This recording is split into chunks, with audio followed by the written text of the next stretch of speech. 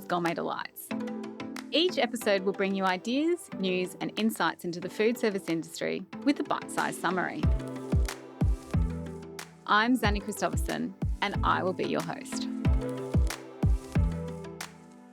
I'm Xanny, your host for Bite Size, brought to you by Priestley's Gourmet Delights. Our guest today, Jillian Whiting, is half of the powerhouse behind the consulting business Media Potential and has been part of the Australian media landscape for the last 25 years.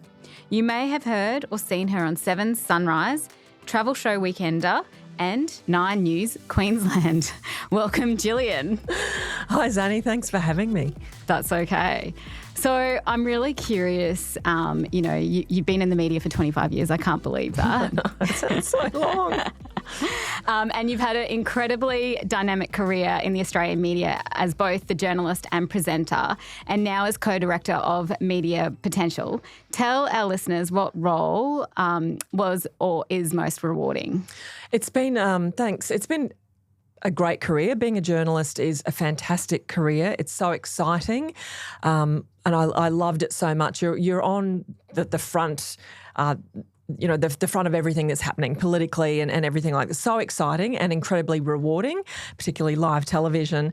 But I must say now, pivoting into our own business and going into other businesses and helping people sharpen their communication skills and be the best they can be, that is been incredibly rewarding because we see so much growth really, really quickly. And when you see someone build their confidence to go forward and do what they want to do, that's been awesome. Yeah. I mean, I can speak to personal experience here because I have done your course a couple of times and I've absolutely loved it. And I really recommend for anyone that, has had trouble publicly speaking or being in front of media or anything like that to do it because it really does help you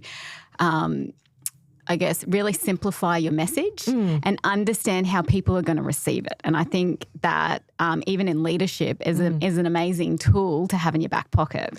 It is, and because it's often referred to as the soft skills, which drives us crazy. So you're going to an organisation and then the skills that you need to succeed, and people call communication the soft skills, but it's not. It's really critical. You need to be able to talk to either your boss or your team or stakeholders. Your husband. And your children.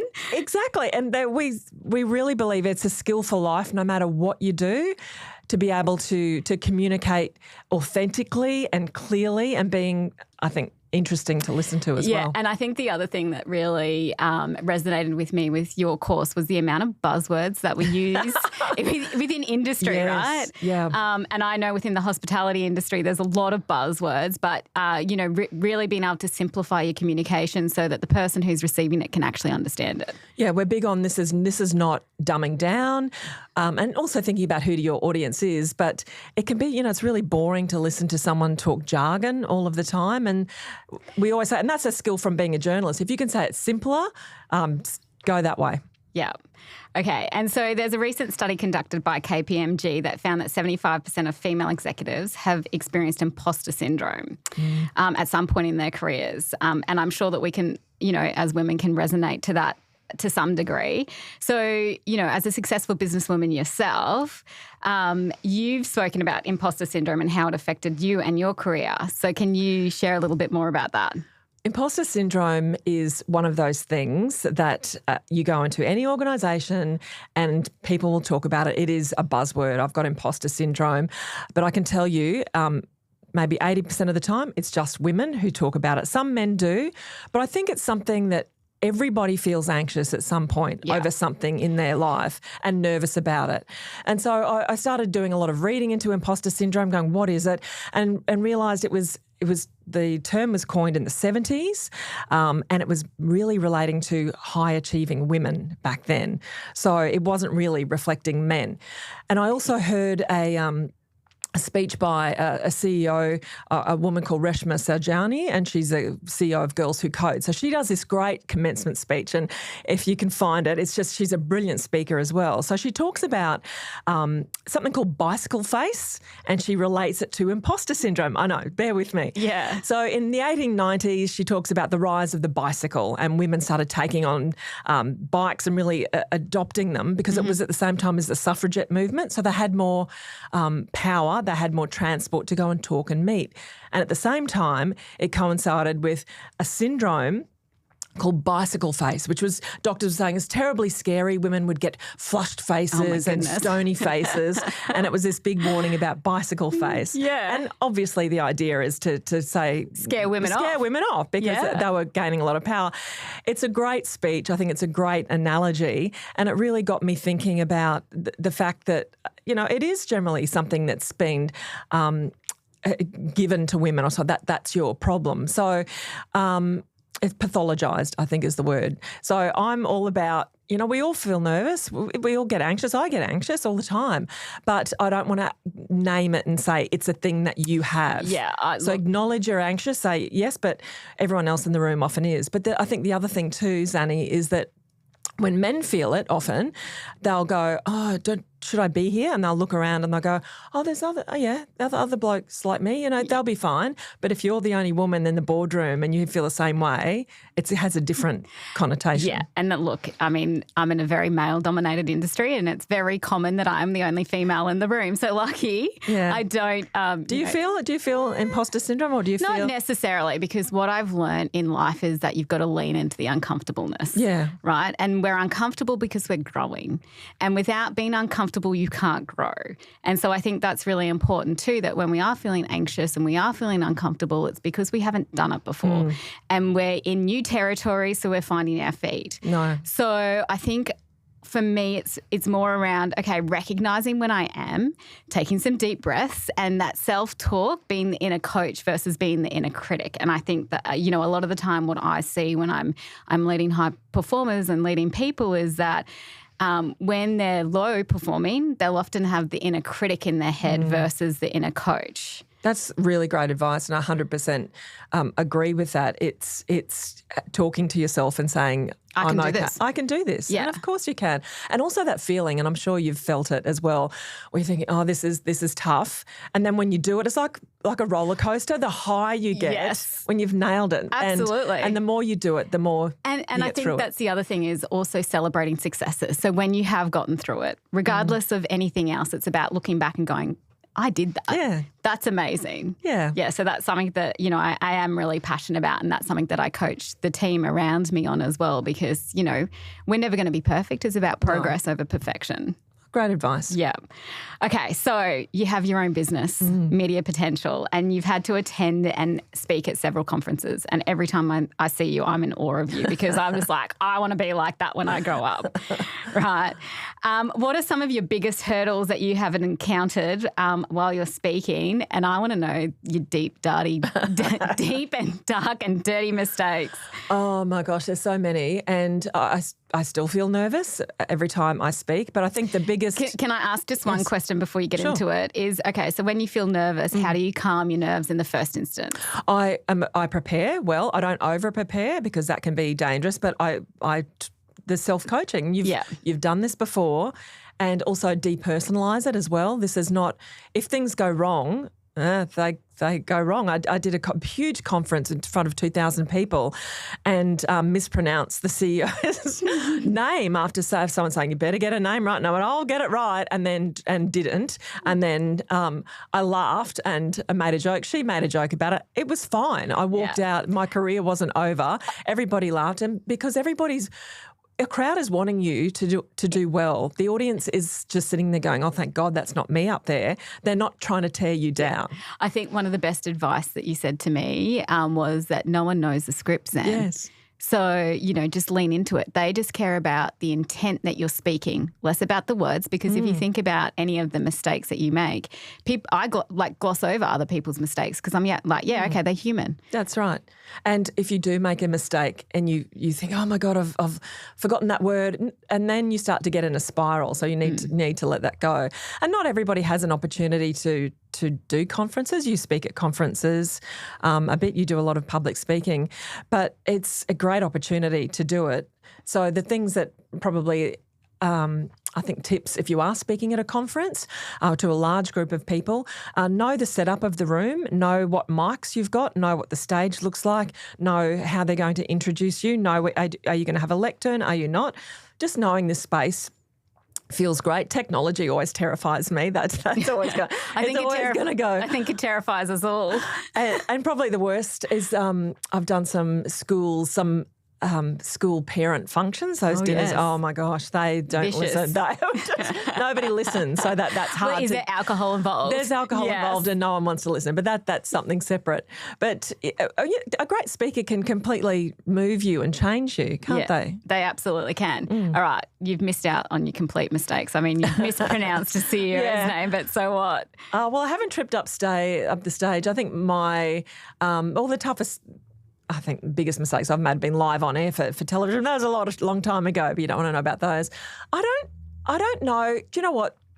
The events or conferences or being on stage, the things that I thought have been really bad, I don't think anyone's really noticed, if you know what I mean. Yeah. You may feel like, beating yourself up afterwards going, it wasn't quite right, but nobody really. Again, progress over perfection, right? And I think as well as that we're way harsher on ourselves in judgment than what other people are. Yeah, absolutely. Yeah. And 9 times out of 10, they won't have even caught it.